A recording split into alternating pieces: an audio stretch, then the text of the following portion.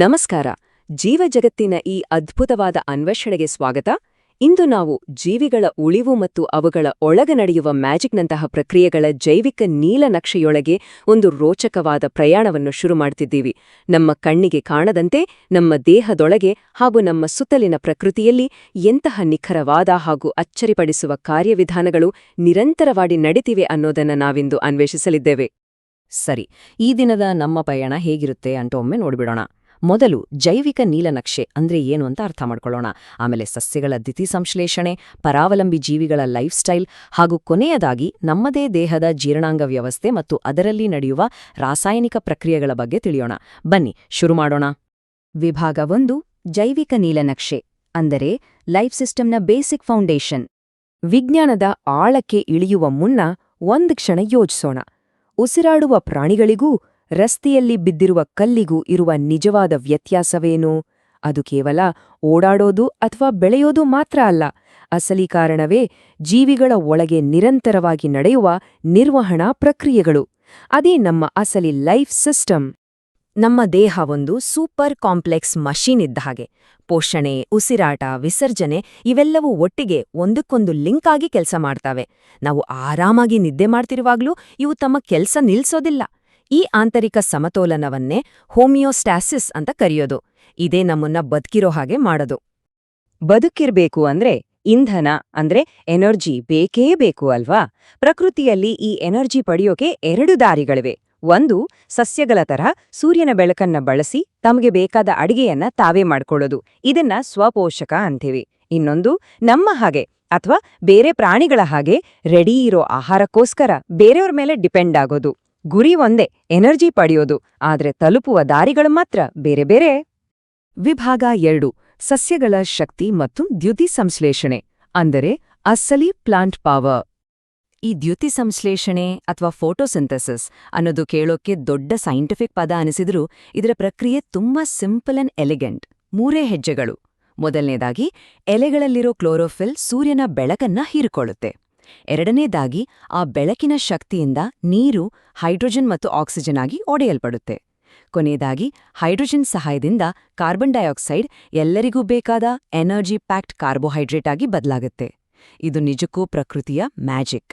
ಮತ್ತೊಂದು ಇಂಟ್ರೆಸ್ಟಿಂಗ್ ವಿಚಾರ ಏನಂದ್ರೆ, ಈ ಎಲೆಗಳ ಮೇಲಿರುವ ಸಣ್ಣ ಸಣ್ಣ ರಂಧ್ರಗಳು ಅಂದ್ರೆ ಸ್ಟೊಮ್ಯಾಟ, ಇದರ ಅಕ್ಕಪಕ್ಕ ಗಾಡ್ ಸೆಲ್ಸ್ ಅಥವಾ ಕಾವಮು ಜೀವಕೋಶಗಳು ಅಂತ ಇರ್ತವೆ. ಇವುಗಳಲ್ಲಿರುವ ನೀರಿನ ಅಂಶ ಈ ರಂಧ್ರಗಳ ಬಾಗಿಲನ್ನು ಯಾವಾಗ ತೆರಿಬೇಕು, ಯಾವಾಗ ಮುಚ್ಚಬೇಕು ಅಂತ ಭೌತಿಕವಾಗಿ ನಿಯಂತ್ರಿಸುತ್ತೆ. ಕಾರ್ಬನ್ ಡೈಆಕ್ಸೈಡ್ ಒಳಗೆ ತಗೊಳ್ಳೋಕೆ ಹಾಗೂ ಆಕ್ಸಿಜನ್ ಹೊರಗೆ ಬಿಡೋಕೆ ಇದೇ ಮುಖ್ಯ ದ್ವಾರ. ವಿಭಾಗ 3, ಸರಳ ಗ್ರಾಹಕಗಳು ಮತ್ತು ಪರಾವಲಂಬಿಗಳು. ಸಸ್ಯಗಳು ಸೈಲೆಂಟ್ ಆಗಿ ತಮ್ಮ ಕೆಲಸ ಮಾಡಿದ್ರೆ ಬೇರೆಯವರನ್ನ ಅವಲಂಬಿಸಿರುವ ಜೀವಿಗಳ ಕಥೆಯೇ ಬೇರೆ. ಇಲ್ಲೂ 3 ತರಹದ ವೆರೈಟಿಗಳಿವೆ.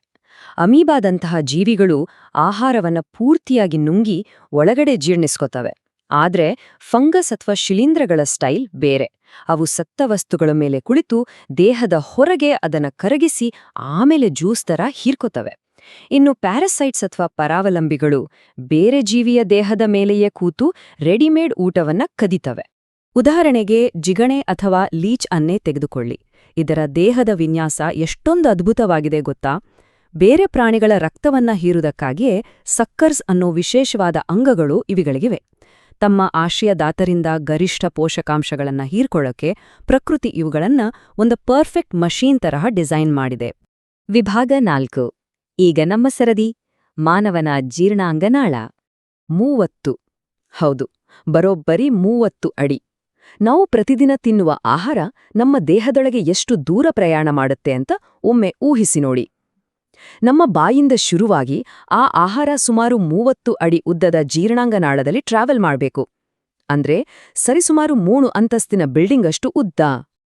ಒಂದು ತುತ್ತು ಊಟ ತಿಂದಾಗ ಏನಾಗತ್ತೆ ಅಂತ ನೋಡೋಣ. ಬಾಯಲ್ಲಿ ಆಹಾರವನ್ನ ಜಗಿಯುವುದರ ಮೂಲಕ ಈ ಪ್ರಯಾಣ ಶುರುವಾಗತ್ತೆ. ಆಮೇಲೆ ಅದು ಹೊಟ್ಟೆ ಸೇರಿ ಅಲ್ಲಿ ಆಸಿಡ್ಗಳ ಜೊತೆ ಮಿಕ್ಸ್ ಆಗಿ ಕೈಮ್ ಅನ್ನೋ ಪೇಸ್ಟ್ ತರಹ ಆಗತ್ತೆ. ಅಲ್ಲಿಂದ ಸಣ್ಣ ಕರುಳಿಗೆ ಎಂಟ್ರಿ ಕೊಟ್ಟಾಗ ಅಸಲಿ ಜೀರ್ಣಕ್ರಿಯೆ ಮತ್ತು ಪೋಷಕಾಂಶಗಳ ಹೀರುವಿಕೆ ನಡೆಯುತ್ತೆ. ಕೊನೆಗೆ ಉಳಿದ ವೇಸ್ಟ್ ದೊಡ್ಡ ಕರುಳಿಗೆ ಬಂದು ಅಲ್ಲಿರುವ ನೀರನ್ನೆಲ್ಲ ವಾಪಸ್ ಪಡ್ಕೊಂಡು ಶೇಖರಣೆಯಾಗತ್ತೆ. ಇದೊಂದು non stop roller coaster journey ಅಲ್ವಾ? ಆದರೆ ಈ 30 ಅಡಿ ಉದ್ದದ ಪೈಪ್ನಲ್ಲಿ ಆಹಾರ ಹಿಂದಕ್ಕೆ ಬರ್ದೆ ಸುಲಲಿತವಾಗಿ ಮುಂದಕ್ಕೆ ಹೇಗೆ ಹೋಗುತ್ತೆ? ಇದಕ್ಕೆ ಕಾರಣ ಪೆರಿಸ್ಟಾಲಿಸಿಸ್, ಅಂದ್ರೆ ನಮ್ಮ ಜೀರ್ಣಾಂಗ ನಾಳದ ಸ್ನಾಯುಗಳು ಅಲೆಯಂತೆ ಒಂದೇ ಸಮ್ಮನೆ ಸಂಕುಚಿತಗೊಳ್ತಾ ವಿಸ್ತರಿಸುತ್ತಾ ಆಹಾರವನ್ನ ಬಲವಂತವಾಗಿ ಮುಂದಕ್ಕೆ ದೂಡ್ತವೆ. ಅದಕ್ಕೆ ನಾವು ಮಲ್ಕೊಂಡು ತಿಂದ್ರೂ ಆಹಾರ ಸೀದಾ ಹೊಟ್ಟೆಗೆ ಹೋಗೋದು. ವಿಭಾಗ 5 ರಾಸಾಯನಿಕ ಜೀರ್ಣಕ್ರಿಯೆ ಮತ್ತು ಹೀರುವಿಕೆ, ಆಸಿಡ್ ಮತ್ತು ಎನ್ಸೈಮ್ಗಳ ಜಗತ್ತು. ನಮ್ಮ ದೇಹ ಬರೀ ಮೆಕ್ಯಾನಿಕಲ್ ಮಷೀನಲ್ಲ, ಅದೊಂದು ಹೈಟೆಕ್ ಕೆಮಿಕಲ್ ಫ್ಯಾಕ್ಟರಿ ಕೂಡ ಹೌದು. ಬಾಯಲ್ಲಿರುವ ಲಾಲಾರಸ ಪಿಷ್ಟ ಅಂದರೆ ಸ್ಟಾರ್ಚನ್ನ ಕರಗಿಸೋಕೆ ಶುರು ಮಾಡುತ್ತೆ. ಹೊಟ್ಟೆ ಸೇರಿದಾಗ ಹೈಡ್ರೋಕ್ಲೋರಿಕ್ ಆಸಿಡ್ ಮತ್ತು ಪೆಪ್ಸಿನ್ ಸೇರ್ಕೊಂಡು ಪ್ರೋಟೀನನ್ನ ಬ್ರೇಕ್ಡೌನ್ ಮಾಡ್ತವೆ. ಲಿವರ್ನಿಂದ ಬರೋ ಪಿತ್ತರಸ ಕೊಬ್ಬನ್ನ ಕರಗಿಸಿದ್ರೆ ಮೇದೋಜೀರಕ ಗ್ರಂಥಿಯಿಂದ ಬರೋ ರಸ ಇವೆಲ್ಲದರ ಕಂಪ್ಲೀಟ್ ಜೀರ್ಣಕ್ರಿಯೆಗೆ ಹೆಲ್ಪ್ ಮಾಡುತ್ತೆ. ಎಲ್ಲವೂ ಎಷ್ಟು ಪರ್ಫೆಕ್ಟ್ ಆಗಿ ಕ್ಯಾಲ್ಕ್ಯುಲೇಟ್ ಆದ ಹಾಗೆ ನಡೆಯುತ್ತಲ್ವಾ? ಕರಗಿನ ಆಹಾರ ನಮ್ಮ ರಕ್ತಕ್ಕೆ ಹೇಗೆ ಸೇರುತ್ತೆ ಅನ್ನೋದು ನಿಜಕ್ಕೂ ಫ್ಯಾಸಿನೇಟಿಂಗ್.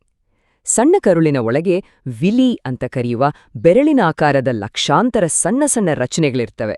ಇವು ಕರುಳಿನ ಒಳಗಿನ ಸರ್ಫೇಸ್ ಏರಿಯಾ ಅಥವಾ ಮೇಲ್ಮೈ ವಿಸ್ತೀರ್ಣವನ್ನ ಸಿಕ್ಕಾಪಟ್ಟೆ ಹೆಚ್ಚಿಸ್ತವೆ. ಇದರಿಂದ ಏನಾಗತ್ತೆ ಅಂದ್ರೆ ಆಹಾರದಲ್ಲಿರೋ ಪ್ರತಿಯೊಂದು ಪೋಷಕಾಂಶವೂ ಯಾವುದೇ ವೇಸ್ಟ್ ಆಗದಂತೆ ರಕ್ತಕ್ಕೆ ಸುಲಭವಾಗಿ ಸೇರ್ಕೊಳ್ಳುತ್ತೆ.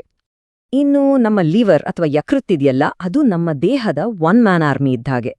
ಇದು ಬರೀ ಜೀರ್ಣಕ್ರಿಯೆಗೆ ಮಾತ್ರ ಹೆಲ್ಪ್ ಮಾಡೋದಿಲ್ಲ, ಜೀರ್ಣಾಂಗದಿಂದ ಬರೋ ರಕ್ತವನ್ನ ಫಿಲ್ಟರ್ ಮಾಡುತ್ತೆ, ನಮ್ಮ ದೇಹಕ್ಕೆ ಬೇಡವಾದ ಟಾಕ್ಸಿನ್ಸ್ ಅಂದ್ರೆ ವಿಷಕಾರಿ ಅಂಶಗಳನ್ನ ನಾಶ ಮಾಡುತ್ತೆ. ಅಷ್ಟೇ ಅಲ್ಲ, ರಕ್ತ ಹೆಪ್ಪುಗಟ್ಲು ಬೇಕಾದ ಪ್ರೋಟೀನ್ ಉತ್ಪಾದನೆ, ಗ್ಲೂಕೋಸ್ ಸ್ಟೋರೇಜ್, ಐರನ್ ಬ್ಯಾಕಪ್, ಹೀಗೆ 10 ಹಲವು ಕೆಲಸಗಳನ್ನ ಒಟ್ಟಿಗೆ ನಿಭಾಯಿಸುವ ಮಲ್ಟಿ ಟಾಸ್ಕಿಂಗ್ ಸೂಪರ್ ಆರ್ಗನ್ ಇದು.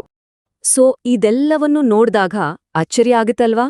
ನಮ್ಮ ಅರಿವಿಗೆ ಬರ್ದೆ ನಮ್ಮ ದೇಹದ ಮೂಲೆ ಮೂಲೆಯಲ್ಲೂ ಮೌನವಾಗಿ ಕೆಲಸ ಮಾಡ್ತಿರೋ ಈ ಕಾಂಪ್ಲೆಕ್ಸ್ ಜೈವಿಕ ನೀಲನಕ್ಷೆ ಎಷ್ಟೊಂದು ನಿಖರವಾಗಿದೆ. ಕಾಲಾಂತರದಲ್ಲಿ ಈ ಜೀವ ವ್ಯವಸ್ಥೆಗಳು ಹೇಗೆ ಅಡ್ಜಸ್ಟ್ ಆಗ್ತಾ ಇವಾಲ್ವ್ ಆಗ್ತಾ ಬಂದಿರಬಹುದು? ಈ ವಿಸ್ಮಯಕಾರಿ ಪ್ರಶ್ನೆಯನ್ನ ನಮ್ಮೆಲ್ಲರ ಯೋಚನೆಗೆ ಬಿಡ್ತಿದ್ದೇನೆ. ಇಂದಿನ ಈ ಜೈವಿಕ ಅನ್ವೇಷಣೆ ಖಂಡಿತವಾಗಿಯೂ ಮಜಾ ಕೊಟ್ಟಿದೆ ಅಂತ ಭಾವಿಸ್ತೀನಿ. ಮತ್ತೆ ಸಿಗೋಣ. ಕಲಿಯುವ ಉತ್ಸಾಹ ಹೀಗೆ ಇರ್ಲಿ.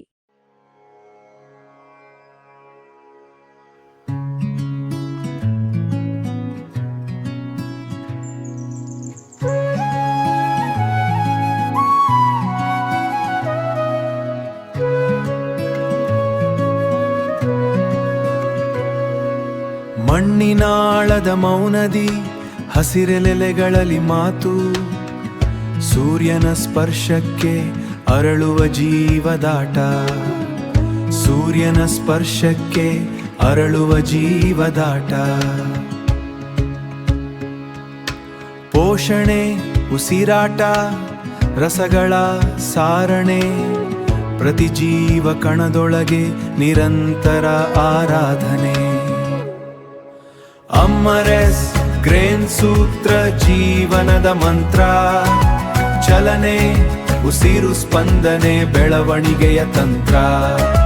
ಪ್ರಜನನ, ವಿಸರ್ಜನೆ, ಪೋಷಣೆಯ ಸಹಯೋಗ, ಸಾರಣೆ, ಸೇರಿ ಹೊಗೆ, ಪ್ರಕೃತಿಯ ಮಹಾಯೋಗ, ಪ್ರಕೃತಿಯ ಮಹಾಯೋಗ, ಪ್ರಕೃತಿಯ ಮಹಾಯೋಗ. ಸೂರ್ಯ ಕಿರಣದಲ್ಲಿ ಶಕ್ತಿ ತುಂಬುವ ಕ್ರಿಯೆ, ಪ್ರಕಾಶ ಸಂಶ್ಲೇಷಣೆ, ಸಸ್ಯಗಳ ಹಿರಿಮೆಯ ಕಥೆ.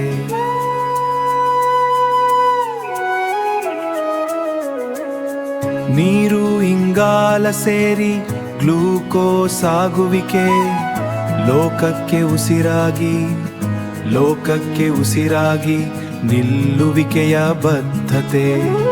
ಪ್ರಾಣಿಯ ಪಾದಗಳ ಚಲನೆಯಲಿ ಚಂದ, ಸ್ಪಂದನೆಯ ಆಳದಿಹುದು ಕಾಲದ ಆನಂದ. ಬೆಳವಣಿಗೆ, ಪ್ರಜನನ, ತಲೆಮಾರುಗಳ ಕೊಂಡಿ, ಜೀವಚಕ್ರದಲ್ಲಿ ನಾವೆಲ್ಲ ಒಂದೇ ಹೂವಿನ ಹಂದಿ, ಒಂದೇ ಒಂದು ಹೂವಿನ ಹಂದಿ.